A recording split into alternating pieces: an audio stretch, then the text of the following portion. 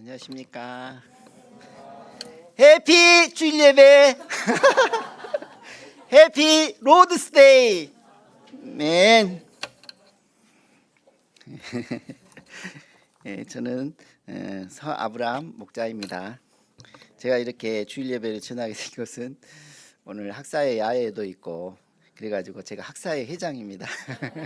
그래가지고 마가 목자님께서 학사의 회장으로서 말씀을 증가하라고 해가지고 이렇게 증가하게 됐습니다. 만나서 반갑습니다. 오늘 말씀 제목은 땅 끝까지 이르러 내 증인이 되리라 말씀입니다. 요절 말씀 사도행전 1장 8절 함께 읽고 시작하겠습니다. 시작. 오직 성령이 너에게 임하시면 너희가 권능을 받고 예루살렘과 온 유대와 사마리아와 땅 끝까지 이르러 내 증인이 되리라 하시니라. 안녕하십니까? 지난주 세계 선교 보고 대회를 통해서 많은 은혜를 받으셨습니까? 지난 60년 동안 저희 UBF를 60년인가? 65년이죠. 제가 계산 잘못해. 지난 65년 동안 저희 UBF를 통해서 국내 60개 지부를 개척하게 하시고 세계 70여 개국에 2천여 명의 선교사를 저희 UBF를 통해서 파송하게 하심을 정말 감사드립니다. 그럼 지금 현재 우리는 누가 우리를 위하여 갈고 하시는 하나님의 부르심 앞에 어떻게 응답하고 쓰임 받을 것인가 생각하게 됩니다. 오늘 말씀도 땅 끝까지 이르러 증인이 되리라는 말씀인데 과연 연약한 우리가 어떻게 이 말씀을 실천할 수 있을까 생각하게 되는데 오늘 말씀을 통해서 해답을 얻었으면 좋겠습니다. 아멘. 제1부 내 증인이 되리라 1, 2절 말씀을 보십시오. 누가는 데오빌로에게 이 편지를 쓰고 있습니다. 데오빌로는 하나님을 사랑하는 자라는 뜻입니다. 이는 한 개인을 말하면서 또 동시에 하나님께 사랑을 받는 사람들 모두를 말하기도 합니다.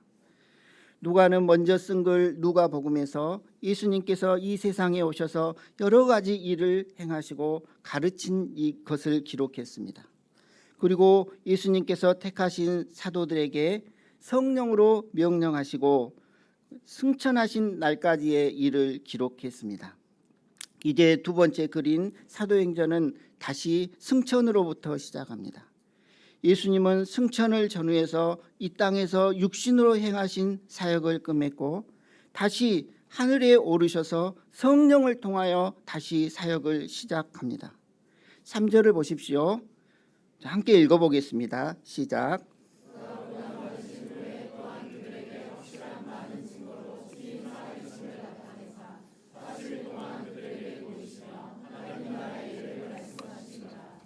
예수님은 십자가 위에서 고난받고 죽으시고 부활하신 후에 40일 동안 이 땅에 머물렀습니다. 예수님께서 이 땅에서 제자들과 마지막으로 함께하는 매우 소중한 시간이었습니다. 이 기간 동안 예수님은 제자들과 함께 여행을 다니거나 마지막 추억을 쌓을 수도 있었고 또 자기를 죽이고 조롱했던 사람들을 찾아가 혼내줄 수도 있었습니다. 그러나 예수님은 이 기간 동안 두 가지 일을 하셨습니다. 먼저는 여러 가지 방법으로 친히 이 제자들에게 나타나셔서 자신의 살아나심을 나타냈습니다. 마태복음 28장, 또 마가복음 16장, 누가복음 24장, 요한복음 20장, 21장은 부활하신 예수님께서 여자들에게 또 막달라 마리아에게 엠마오로 가는 두 제자에게 사도들에게 또 도마에게 부활하신 자신의 모습을 보여주셨다고 했습니다. 또 고린도전서 15장에는 500여 형제에게 일시에 보이셨다고 했습니다. 예수님께서 왜 이렇게 친히 살아계심을 나타내신 것일까요? 예수님의 부활이 제자들의 신앙과 삶에 흔들리지 않는 기초가 되기 위해서였습니다. 예수님은 누가복음 24장에서 한 곳에 모여있는 11 제자에게 나타나셔서 이렇게 말했습니다. 어찌하여 두려워하며 어찌하여 마음에 의심이 일어나느냐. 내 손과 내 발을 보고 나인 줄 알라. 또 나를 만져보라. 영은 살과 뼈가 없으되 너희 보는 바와 같이 나는 있느니라. 이 말씀을 하시고 예수님은 자신의 못 박힌 손과 발을 보여주셨습니다.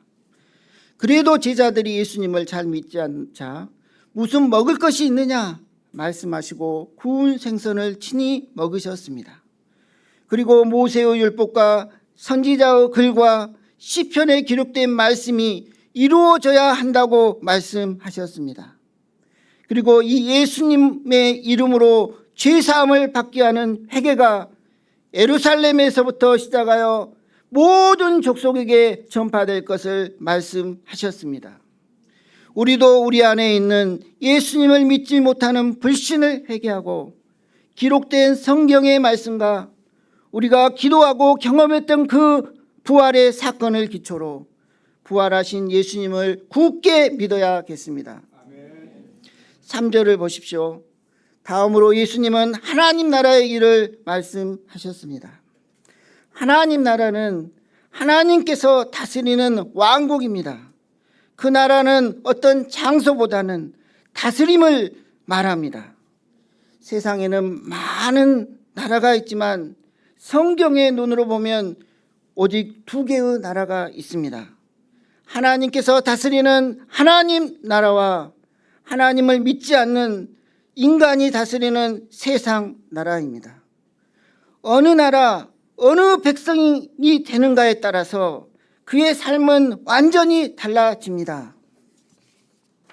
예수님이 공생애를 시작할 때 첫 번째 메시지가 무엇입니까? 때가 찼고 하나님 나라가 가까이 왔으니 회개하고 복음을 믿으라 말씀이었습니다. 예수님의 가르침의 주제는 항상 하나님 나라였습니다. 우리가 하나님 나라에 어떻게 들어갈 수 있는가? 하나님 나라가 어떤 모습인가?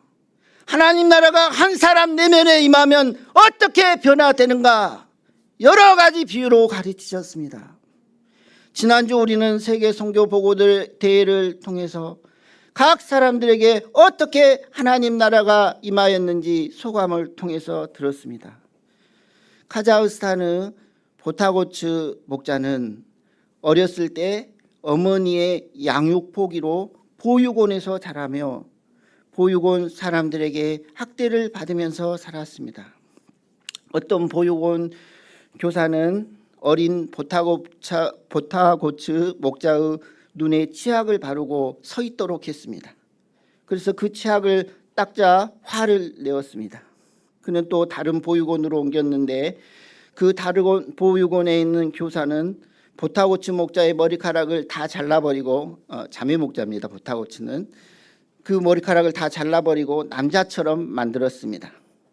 보타고츠 목자는 긴 머리카락을 자르며 긴 머리카락을 빗질을 하며 그 거울을 보는 것을 즐거워했는데 머리카락을 남자처럼 잘라버렸을 때 그 인생에는 기쁨이 사라지고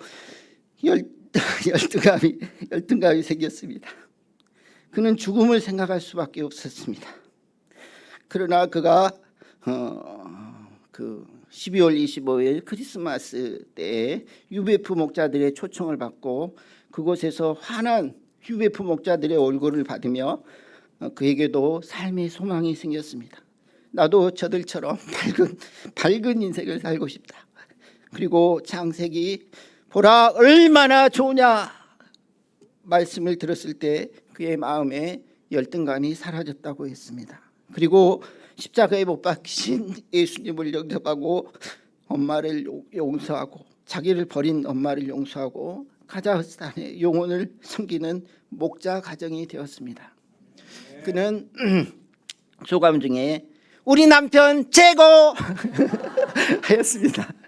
제가 몇 번 이제 이 메시지를 들으려고 그 동영상을 몇 번을 틀어서 반복해 들었습니다. 그는 아름다운 가정교회를 이루고 너무나 행복하였습니다. 또 멕시코의 알렌잔드로 목자는 아버지가 외도하고 떠남으로 인해서 큰 상처를 받았습니다. 그는 그로 인해서 나는 할 수 없다는 운명적인 생각이 들었습니다. 그래서 고등학교 때는 20개나 되는 그 감옥에서 낙제를 받았습니다.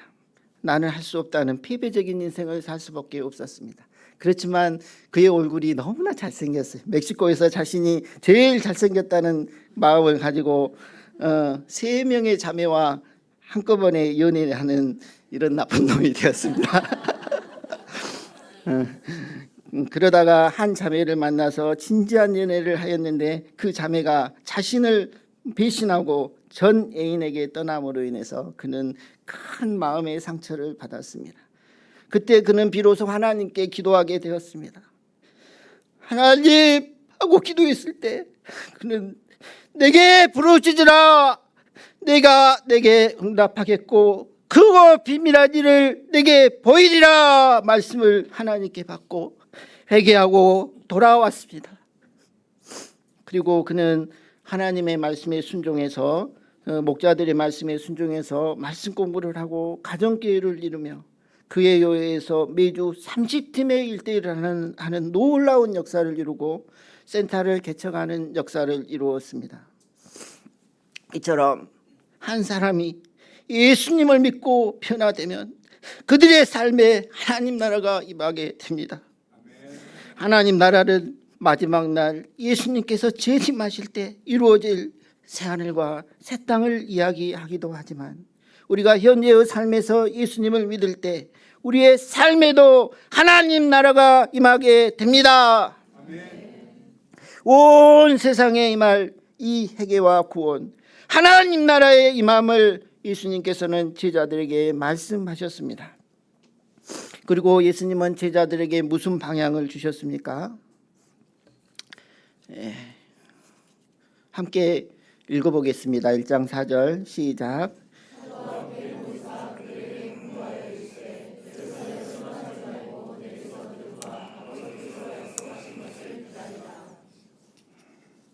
아버지께서 약속하신 것을 기다리라. 예수님은 예루살렘은 예수님이 죽은 곳이고 제자들이 삶을 실패한 곳입니다. 다 모든 제자들이 예수님을 부인하고 다 떠났던 곳입니다. 그래서 제자들은 속히 그 예루살렘을 떠나고 싶었습니다. 하지만 예수님은 그들이 예루살렘을 떠나지 말고 아버지께서 약속하신 것을 기다리라고 말했습니다. 요한은 물로 세례를 베풀었으나 너희는 몇 날이 못되어 성령으로 세례를 받으리라 말씀하셨습니다. 지금까지는 예수님께서 제자들과 함께 하심으로 예수님이 중심이 되어서 사역을 이루었다고 하면 이제부터는 성령께서 제자들에게 임하심으로 성령이 중심이 되어 제자들을 통해서 사역을 이루실 것을 말씀하신 것입니다. 6절을 보십시오. 제자들은 예수님께 물었습니다. 주께서 이스라엘 나라를 회복하심이 이때입니까?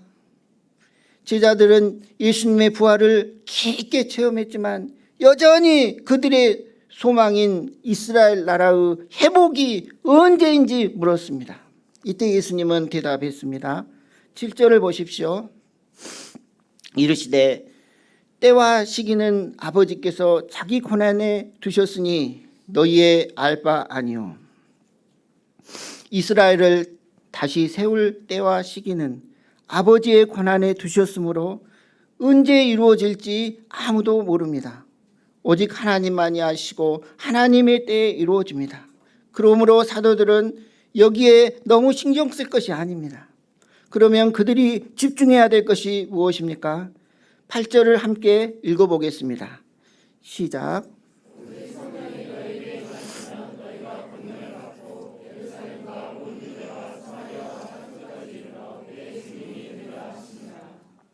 그들은 첫째, 오직 성령이 너희에게 임하시면 예수님은 제자들이 성령님에 대해서 관심을 갖고 성령이 임하도록 해야 한다고 말하고 있습니다. 지금까지 하나님 나라의 일은 육신의 몸을 입고 오신 예수님을 통해서 일어났습니다. 하지만 이제부터는 하나님 나라의 일이 예수님께서 보내신 성령을 통해서 일어난다고 합니다. 그러므로 제자들은 성령의 임하심에 신경을 써야 합니다. 성령은 죄악된 본성을 이길 능력을 주고 악한 영을 몰아낼 능력을 주고 기적을 베풀 능력을 주고 외적인 핍박과 유혹을 이길 수 있는 능력을 주고 한 영혼을 변화시킬 능력을 주십니다. 이제부터 사도들은 성령의 충만함을 받아서 자기 권능이 아니라 성령의 권능으로 일해야 합니다. 둘째, 땅끝까지 이르러야 합니다. 땅끝이란 표현은 이사야 49장 6절에 나옵니다. 그가 이르시되, 한번 읽어볼까요? 49장 6절 시작.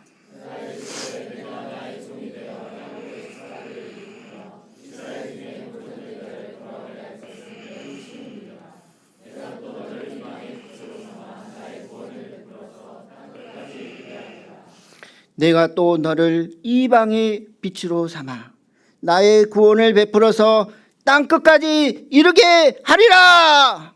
아멘. 하나님께서 여호와의 종을 이방의 빛으로 삼아 땅끝까지 이르러 구원을 베풀게 하리라고 예언했습니다. 여기서 땅끝이란 이방의 어느 한 나라를 지칭하지 않고 이방 모든 나라를 가리킵니다.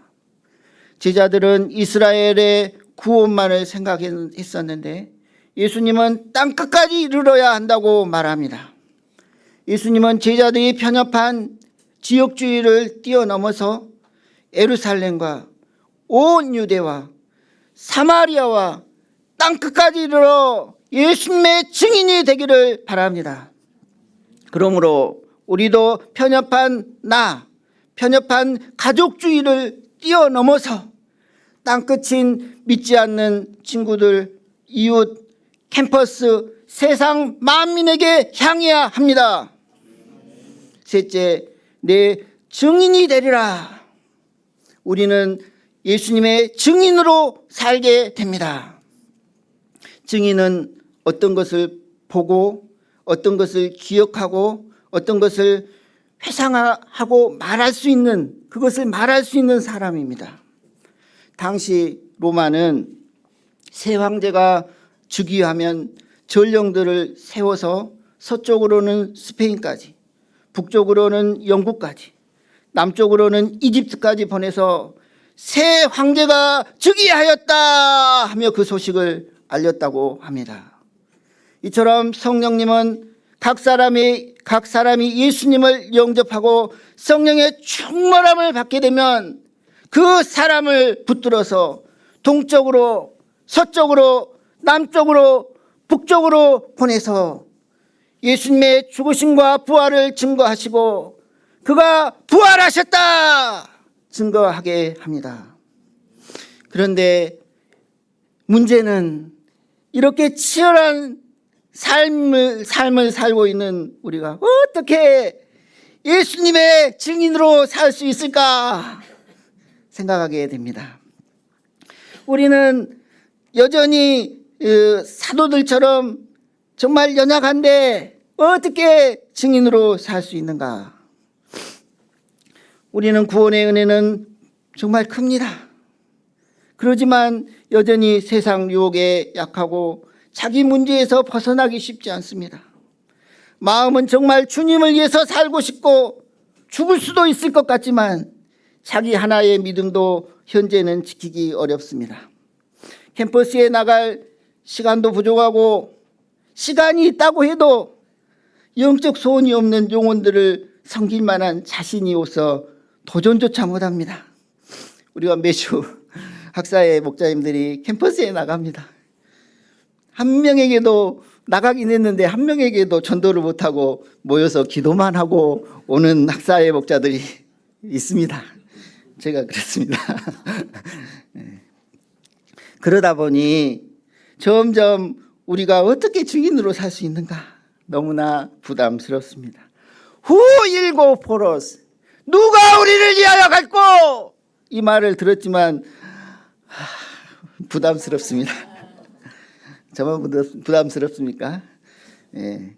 그러나 오늘 말씀을 통해서 볼 때 우리가 증인된 삶을 잘 살지 못하는 것은 나의 능력이나 나의 권능, 나의 형편이 문제가 아닙니다. 시간이 없기 때문도 부르심이 없기 때문도 아닙니다. 오직 성령이 너에게 임하시면 너희가 권능을 받고, 우리에게는 오직 성령의 임하심으로 권능을 받는 것이 필요합니다. 성령이 임하심으로 권능을 받는다면 상황이 문제가 되지 않습니다. 말주변이 문제가 되지 않고 학생이냐 학사냐가 문제가 되지 않습니다. 오직 성령이 임하시면, 권능을 받으면 저같이 말주변이 없어도, 정말 부침성이 없는데 부침성이 없어도 또 나이가 먹어서 흰머리가 나는데 나이가 먹어도 증인된 삶을 살 수 있습니다. 아멘. 9절을 보십시오. 예수님은 제자들이 보는 가운데 하늘로 올려져 갔습니다. 제자들은 하늘을 쳐다보며 너무나 허탈해했습니다.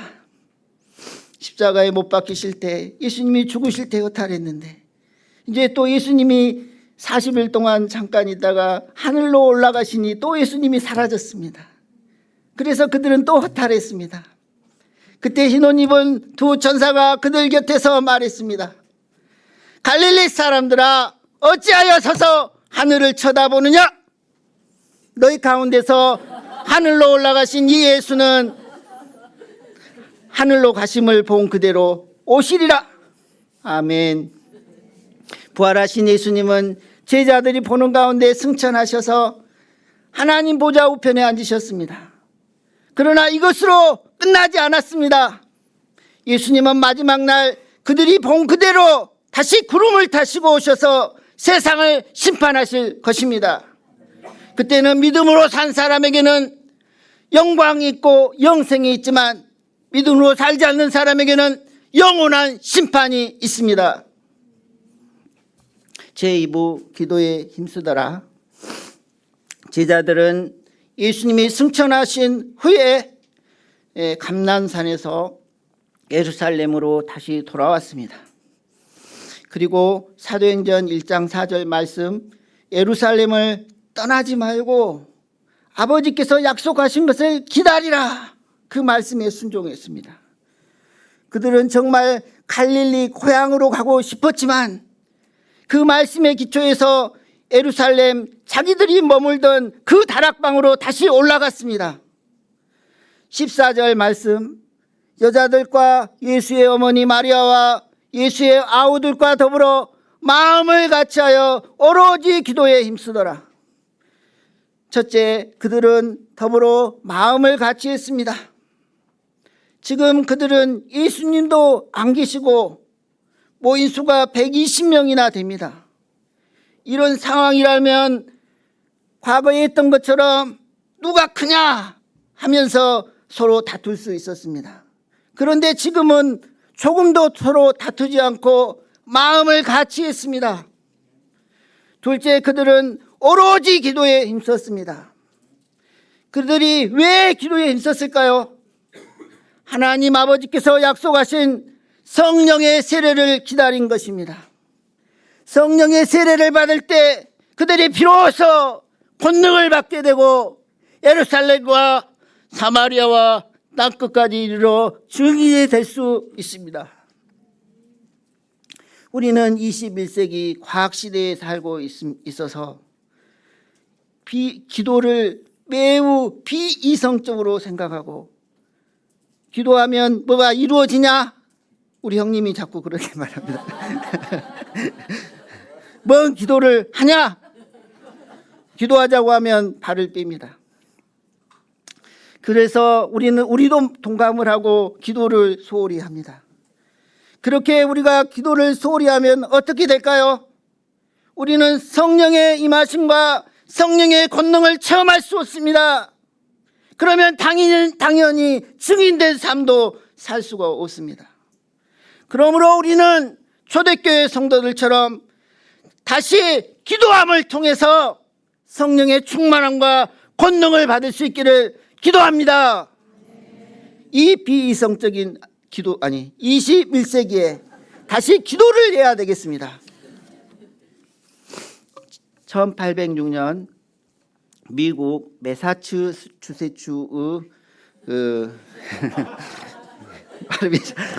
매사추세츠 윌리엄스 대학의 사무엘 밀즈는 어느 날 정원에서 학생들과 모여서 기도하였습니다. 그는 20대 초반의 젊은 청년이었습니다. 그때 갑자기 천둥과 번개, 폭우가 쏟아졌습니다. 그중 5명은 정원에 있던 폭우가 쏟아졌는데 그들은 이렇게 집으로 가지 않고 그중 5명은 정원에 있던 건초더미 옆으로 피해서 그 기도를 계속했습니다. 그때 그들은 기도하던 중에 성령의 감동을 받게 되었습니다. 그리고 세계 선교 비전을 갖게 되었습니다. 이 기도회를 건초더미 기도회라고 부릅니다. 이것은 미국 학생 선교운동의 시작이 되었습니다. 그 당시 미국은 신앙이 많이 형식화되었지만 이들을 통해서 왜 미국만 복음을 들어야 하는가? 아시아와 아프리카 사람들은 누가 복음을 전할 것인가 하며 그 미국 형식적인 기독교인들에게 도전하였다고 했습니다.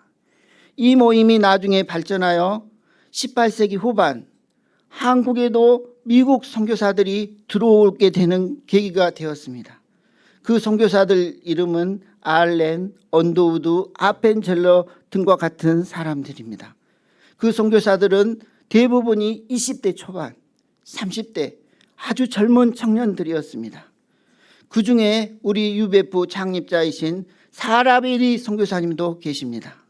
사라베리 선교사님은 남장로교회 후원으로 온 선교사입니다.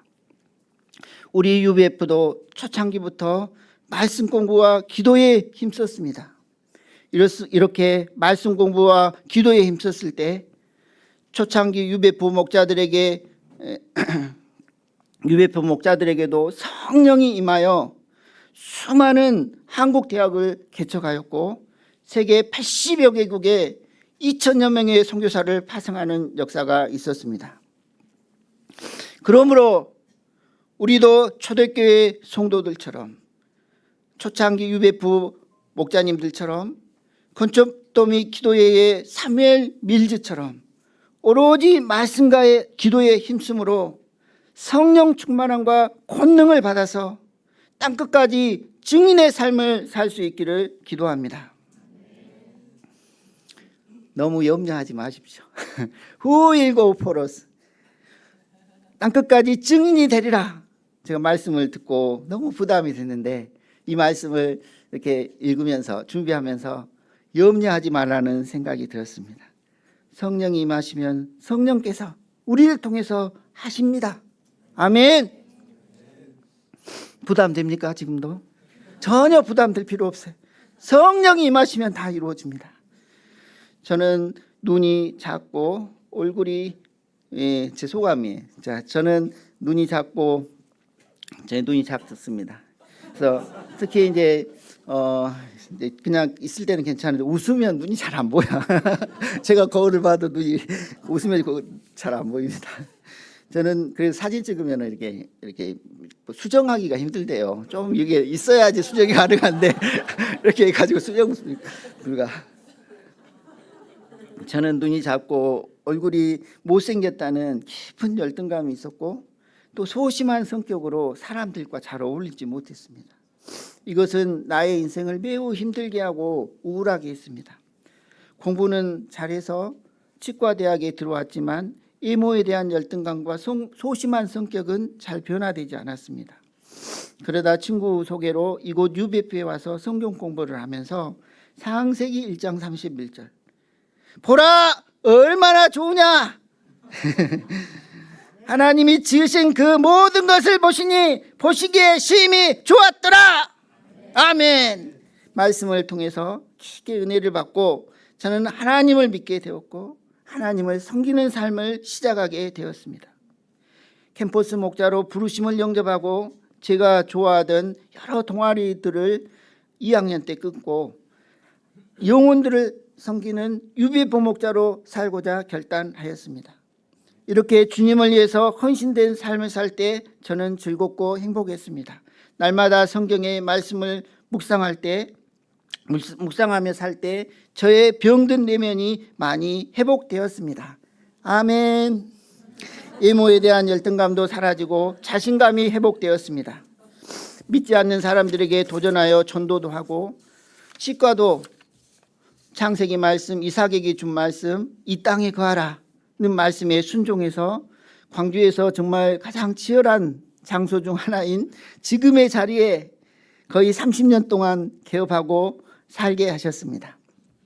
또 아름답고 믿음이 매우 좋은 사라 목자님과 하나님께서 가정교회를 이루어 주시고 2명의 아들을 낳고 키우는 즐거움을 가지게 하였습니다. 또 저희 가정은 여러 명의 예수님의 제자들을 세우고 가정교회를 세우는 즐거움도 가졌습니다. 그러다 보니까 벌써 나이가 먹어 머리가 희끗희끗해졌습니다. 그래서 그런지 지금은 조금씩 스피릿이 사라지고 캠퍼스에 나가 전도하는 것이 부담스럽습니다. 학사회 회장을 제가 자발적으로 한다고 했는데 학사회 회장이 되어서 앞서가며 본을 보여야 한다는 생각은 있지만 잘 행동이 되지 않습니다. 이것은 제가 오늘 말씀을 통해서 볼 때 초대교회 성도들처럼 초창기 우리 유배 부목자님들처럼 건축도미 기도회의 사무엘 밀즈처럼 간절히 기도하지 않았기 때문이라는 생각이 들었습니다. 기도할 때 성령님은 우리에게 비전을 주시고, 기도할 때 성령님은 우리에게 말씀을 주시고, 기도할 때 성령님은 우리의 불가능을 가능케 하십니다. 저 같은 50대 중반의 나이에도 선교사로 나갈 수 있게 하십니다. 과거 저는 아픈 2 아이들을 두고 하나님께 간절히 기도했습니다. 그때 하나님께서는 2 아이들 모두 심각한 질병에서 고쳐주셨습니다. 첫째 아들 아브라함은 초등학교 들어가자마자 발작이 일어나서 초등학교 6년 동안 약을 먹었는데 4학년 때 하나님께서 기도할 때 고쳐주셨습니다. 저는 그 은혜가 너무 감사해서 그때부터 우간다 힐링 미션에 동참하게 됐습니다. 그리고 또 둘째 아들 의진이는 육사에 다니다가 갑자기 허리를 다쳤습니다. 그때도 너무나 심각했습니다. 육사생이 허리를 다치면 운동선수가 허리를 다친 것처럼 아무것도 장래에 대한 보장이 안 되었습니다. 이때 저는 하나님께 또 기도했습니다. 하나님 의진이 허리를 낫게 해주십시오. 또 치과대학에 지원했는데 치과대학에 합격하게 하시면 우간다 선교사로 가겠습니다. 우간다 선교사 여기 계십니다. 했는데 얼마나 절박했으면 이런 기도를 했겠습니까? 허리가 다치고 또 그 장래가 불투명할 때 이런 정말 놀라운 소원 기도를 했습니다. 근데 하나님께서 그 기도를 들으시고 허리를 낫게 하시고 또 지금은 치과대학 학생이 되게 하셨습니다. 그런데 지금은 너무 많은 믿음이 연약해졌습니다. 왜 내가 그런 기도를 했을까? 그런 생각이 들 때가 있습니다. 제가 이것을 다시금 회개하고 더욱 기도와 말씀에 집중함을 통해서 다시 성령의 충만함을 받아야 되겠습니다. 그래서 하나님과 한 약속을 지킬 수 있기를 기도합니다. 현재의 상황은 당장에 우간다에 나갈 수 없지만 돈을 벌어야 되니까